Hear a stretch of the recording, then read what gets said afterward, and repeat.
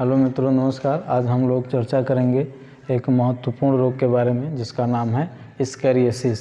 यह रोग किसके कारण से होता है और कौन से अंग को प्रभावित करता है, इसके लक्षण क्या होते हैं और इसका बचाव क्या है और इसका उपचार क्या है। छोटे से वीडियो में इनके सारे विषय में जो है हम चर्चा करेंगे। तो फर्स्ट टाइम इसका देखते हैं रोगजनक। इसका रोगजनक होता है एस्कैरिस लुम्ब्रिकाइडिस। इसको गोल कीमी भी कहते हैं। यह कीमी जो है 20 से 25 सेंटीमीटर लंबे होते हैं और मनुष्य की छोटी आंत में परजीवी के रूप में पाए जाते हैं तथा यह कीमी जो है नर एवं मादा प्राणी में विभेदित होते हैं। सबसे खास बात इसमें यह होती है कि मनुष्य जो है मांस को खाता है और वह मांस छोटी आंत में पच जाता है, लेकिन स्कैरिस क्यों नहीं पचता है? क्योंकि इसके ऊपर जो है एक आवरण होता है जिसको बोलते हैं क्यूटिकल। इस क्यूटिकल के कारण जो होता है मनुष्य के जो पाचक एंजाइम होते हैं निष्क्रिय हो जाते हैं और स्कैरिस को पचा नहीं पाते हैं। इसलिए जो है स्कैरिस मनुष्य के छोटी आंत में जो है सुरक्षित पड़ा होता है। इसके प्रभावी अंग यह जो है मुख्य रूप से मनुष्य की छोटी आंत को प्रभावित करता है।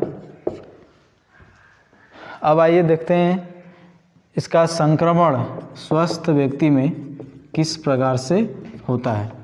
कोई व्यक्ति संक्रमित व्यक्ति है तो उसके मल में जो है स्कैरिस के अंडे, निषेचित अंडे बहुत सारी मात्रा में पाए जाते हैं। यदि वह मल उत्सर्जित करता है तो फिर मल के साथ उसके अंडे निकलते हैं और मृदा में फैल जाते हैं। यदि उस मिट्टी का प्रभाव खाद्य पदार्थों के ऊपर पड़ता है तो वह खाद्य पदार्थ संदूषित हो जाता है और वह निषेचित अंडे उसके खाद्य पदार्थ में स्थानांतरित हो जाते हैं। तो इस प्रकार से यदि देखा जाए तो संदूषित खाद्य पदार्थों के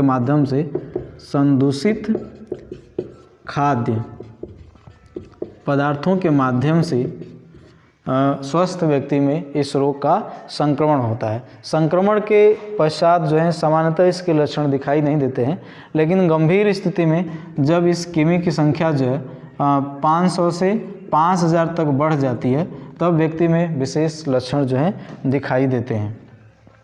तो आइए देखते हैं जो है रोग के लक्षण क्या क्या होते हैं। तो इस रोग के प्रमुख लक्षण हैं जैसे कमजोरी, थकान,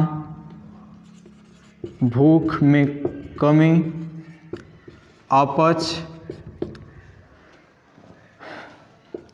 तथा मितली, उल्टी और एलर्जी। ये सारे लक्षण जो होते हैं संक्रमित व्यक्ति में दिखाई देते हैं। इसका संक्रमण जो होता है छोटे बच्चों में सबसे अधिक होता है, क्योंकि वह जो है किसी न किसी रूप में मिट्टी में खेलते हैं और वो मिट्टी जो है उनके हाथों में फंसी होती है और उसमें पाए जाते हैं निषेचित अंडे, जिसके कारण उनमें संक्रमण की संभावना अधिक होती है। अब आइए इसका जो है बचाव के बारे में देखते हैं, किस प्रकार से जो है इस रोग से बचा जाता है। तो इस रोग से बचने के लिए हमें जो है स्वच्छ भोजन एवं जल तथा जो भी खाने पीने की वस्तुएं हैं उसको जो है सुरक्षित रखना चाहिए तथा नियमित रूप से हाथ की सफाई और खाना खाने से पहले जो है और खाना बनाने से पहले साबुन से अच्छी तरह से हाथ धो लेना चाहिए। अब यह रोग यदि हो जाता है तो उस स्थिति में इसका जो है उपचार कैसे किया जा सकता है। तो उपचार के लिए इसमें जो है कीमी जनित दवाओं का उपयोग करते हैं, जिसमें प्रमुख रूप से है पिपराजीन है और एल्बेंडाजोल, जिसको डॉक्टर की सलाह के अनुसार लेना चाहिए। तो आइए एक बार फिर इसके बारे में देख लेते हैं। स्कैरियोसिस जो होता है एक कृमि जनित रोग है जो कि परजीवी के रूप में मनुष्य के छोटी आंत में पाए जाते हैं, जिसका नाम है स्कैरिस लुम्ब्रिक्वाइट्स, जिसको गोल कृमि भी कहते हैं।